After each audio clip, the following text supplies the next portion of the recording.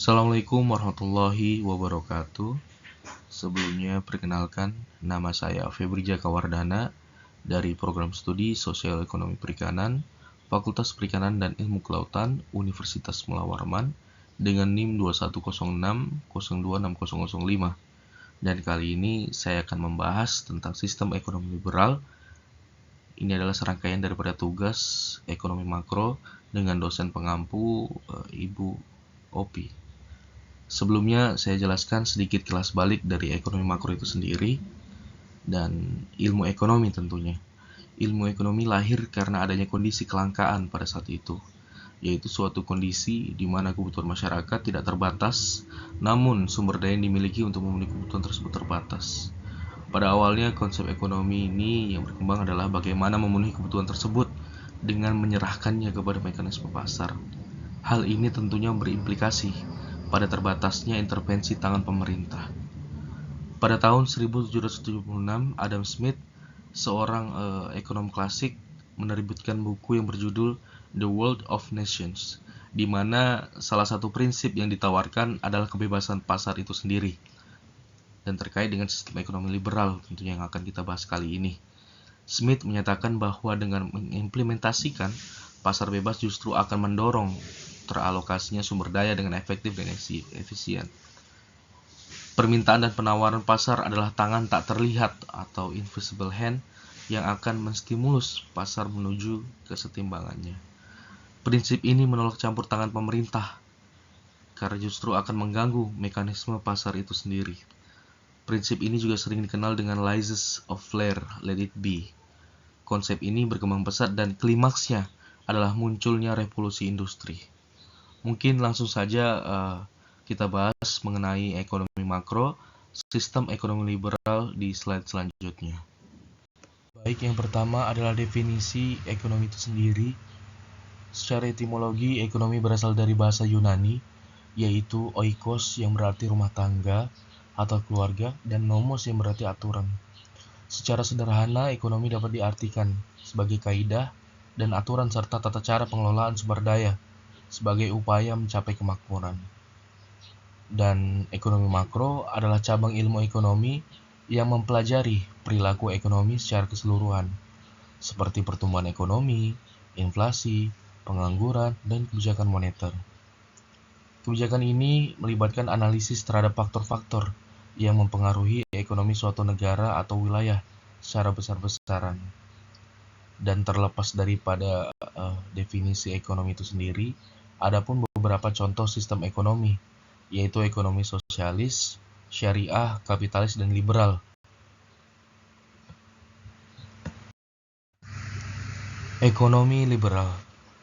Ekonomi liberal adalah suatu sistem ekonomi di mana pasar bebas memiliki peran dominan. Dalam ekonomi liberal, kekuatan pasar dan mekanisme pasar dianggap sebagai cara terbaik untuk mengatur produksi, distribusi, dan alokasi sumber daya. Prinsip-prinsip utamanya mencakup persaingan bebas, perlindungan hak milik, dan minimnya campur tangan pemerintah dalam kegiatan ekonomi.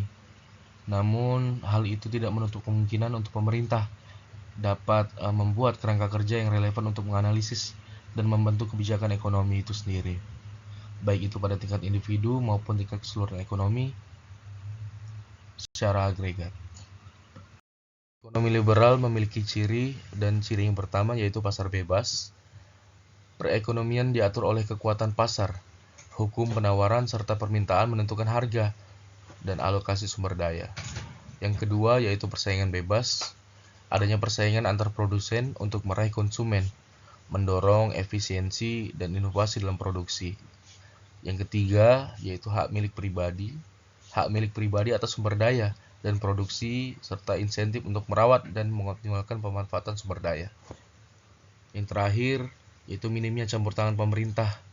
Pemerintah terlibat hanya untuk melindungi hak milik, menjaga keamanan, dan memastikan keadilan pasar. Yang selanjutnya yaitu keuntungan sistem ekonomi liberal. Saya kutip dari buku Ekonomi Bisnis Indonesia tahun 2021 karya Edwin Basmar dan kawan-kawan tentang kelebihan sistem ekonomi liberal, dan kami rangkum menjadi dua garis besar. Yang pertama yaitu efisiensi ekonomi. Persaingan mendorong efisiensi dalam produksi. Inovasi sebagai respon terhadap permintaan pasar yang dimana produksi didasarkan pada kebutuhan masyarakat sehingga terjadi persaingan dan mendorong produsen untuk memproduksi barang sebaik mungkin. Dan yang kedua yaitu kebebasan individu.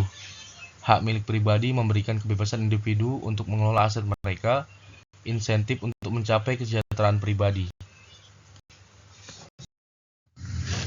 Selanjutnya, sistem ekonomi liberal itu juga memiliki kekurangan selain daripada kelebihan, dan yang pertama yaitu perebutan pasar. Akibat dari kebebasan individu berpotensi menimbulkan adanya perebutan pasar antar produsen di pasar itu sendiri. Dan yang kedua yaitu munculnya kesenjangan, karena tidak semua orang memulai dengan peluang yang sama, sehingga memicu risiko ketidaksetaraan ekonomi yang signifikan dan menimbulkan kesenjangan.